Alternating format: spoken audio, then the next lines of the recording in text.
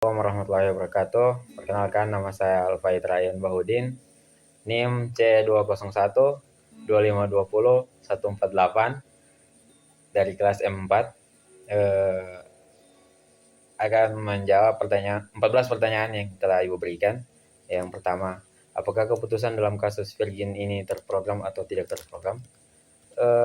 Keputusan yang diambil Virgin Group, misalnya dalam ekspansi ke industri baru seperti penerbangan atau telekomunikasi, merupakan keputusan tidak terprogram karena tidak ada pola atau prosedur rutin sebelumnya. Diperlukan kreativitas, analisis risiko, dan intuisi manajerial.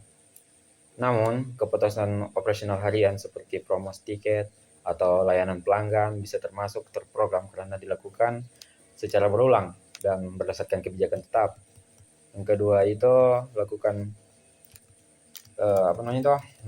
analisis SWOT terhadap salah satu merek Virgin, misalnya Virgin Atlantic Airlines. Aspek analisisnya itu ada kekuatan, merek global yang kuat, kepemimpinan karismatik Richard Branson, layanan pelanggan premium dan inovatif.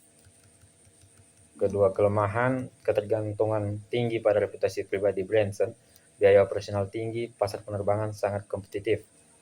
Ketiga, peluang, perluasan pasar ke rute internasional, kemitraan strategis, tren wisata udara pasca pandemi.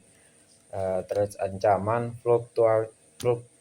fluktuasi harga bahan bakar, regulasi penerbangan yang ketat, dan tekanan kompetitif dari maskapai biaya rendah seperti Ryanair dan EasyJet. Pertanyaan ketiga, pendapat tentang fitur proses perencanaan strategis Virgin Group. Virgin menggunakan perencanaan strategis yang fleksibel dan adaptif, bukan yang kaku dan formal. Ciri-cirinya mengutamakan eksperimen dan inovasi, memberikan otonomi tinggi pada tiap anak perusahaan, strategi tumbuh secara organik, dan opportunistik sejalan dengan peluang pasar. Pertanyaan keempat, apakah strategi Virgin lebih rasional atau adaptif?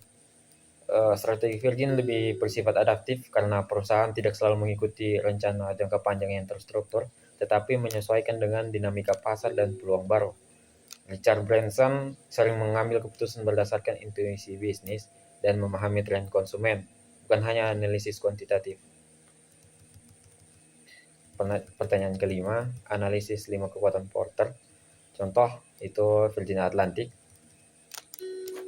Faktor yang didapat adalah ancaman pendatang baru, daya tawar pemasok, daya tawar pembeli, ancaman produk pengganti, persaingan antar pesaing. Ancaman pendatang baru rendah, butuh modal besar dan izin penerbangan. Daya tawar pemasok sedang tinggi, bergantung pada harga bahan bakar dan produsen pesawat. Daya tawar pembeli tinggi, pelanggan mudah berpindah ke maskapai lain. Ancaman produk pengganti itu sedang, alternatif seperti kereta cepat atau telekonferensi bisnis. Persaingan antar pesaing sangat tinggi, banyak maskapai besar di pasar global. Pertanyaan keenam, strategi generik yang diikuti Virgin Group. Virgin Group mengikuti strategi diferensiasi Michael Porter. Ciri utamanya menawarkan pengalaman unik dan gaya hidup fun dan rebel. Fokus pada pelayanan berkualitas tinggi dan citra merek eksklusif. Produk Virgin tidak selalu murah, tetapi punya nilai emosional dan gaya tersendiri. Pertanyaan ketujuh, mengapa Virgin menggunakan usaha patungan, joint venture? Virgin sering bermitra misalnya dengan Delta Airlines atau perusahaan lokal karena mengurangi risiko dan kebutuhan modal, mendapatkan akses ke pasar dan jaringan mitra, mengombinasikan keahlian lokal dengan kekuatan merek Virgin Global. Strategi ini membantu mereka masuk ke industri baru dengan lebih cepat. 8. Pertanyaan ke-8, sejauh mana Virgin telah menerapkan orientasi pemasaran? Virgin menerapkan orientasi pemasaran yang tinggi dibuktikan dengan fokus pada kepuasan pelanggan dan pengalaman unik. Komunikasi branding emosional dan personal. Branson selalu menekankan bahwa pelanggan harus merasa terlibat dan diperlakukan istimewa. Pertanyaan ke-9, di mana aksi publisitas Richard Branson cocok dengan strategi pemasaran? Publisitas Branson, misalnya aksi ekstrim seperti balon udara, menyamar, atau aksi sosial, berfungsi sebagai strategi promosi non-tradisional. Cocok dengan strategi pemasaran Virgin yang inovatif, berani, dan berbeda dari pesaing. Mengandalkan personalisasi merek melalui figur Branson, menarik perhatian media tanpa biaya promosi besar. Yang ke-10, tidak ke-10 sih, kunjungi situs web bagaimana mereka menggunakan internet. Kunjungi situs web Virgin dan berikan komentar tentang bagaimana mereka menggunakan internet untuk mendukung bisnis.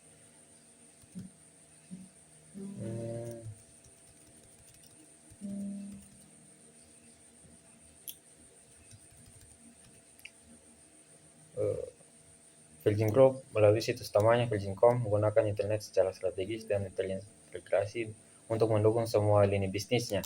Yang pertama ada brand portal terpadu. Situs Virgin menampilkan seluruh anak perusahaan, Virgin Atlantic, Media, Virgin Galactic, Virgin Hotels, dan lain-lain dengan identitas merek yang konsisten.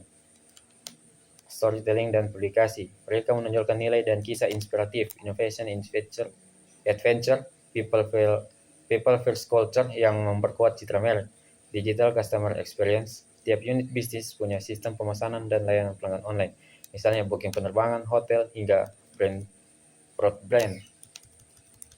Marketing dan engagement. Virgin aktif di media sosial dan blog resmi untuk membangun hubungan dengan pelanggan dan komunitas global. Jadi kesimpulannya, Virgin menggunakan internet bukan hanya untuk media promosi, tapi juga alat integrasi brand, pelayanan, dan komunikasi publik. Yang ke-11, apa yang menghubungkan bisnis Virgin dan peran pusatnya? Hubungan utama antar bisnis Virgin dan identitas mereka dan filosofi kepemimpinan Richard Branson. Semua bisnis berbagi nilai inti inovasi, tantangan terhadap status quo, pelayanan menyenangkan, dan fokus pelanggan. Virgin Group berfungsi sebagai holding company yang memberi dukungan modal awal, reputasi merek, dan strategi komunikasi. Kebebasan manajerial tinggi kepada tiap unit bisnis. Jadi hubungan antara bisnis bersifat longgar tapi kuat secara budaya citra merek, bukan kontrol struktural ketat seperti konglomerat tradisional. Dan yang ke berapa sih? 12, berdasarkan media. Economics, Financial Times, BBC, masalah atau dilema apa yang masih relevan? Beberapa isu dan dilema yang masih relevan bagi Virgin Group itu krisis pada sektor penerbangan, Virgin Atlantic, akibat tekanan dari pandemi dan harga bahan bakar yang melonjak tinggi. Ketidakpastian bisnis ruang angkasa, Virgin Galactic, biasanya biaya tinggi, penundaan peluncuran, dan tantangan keamanan.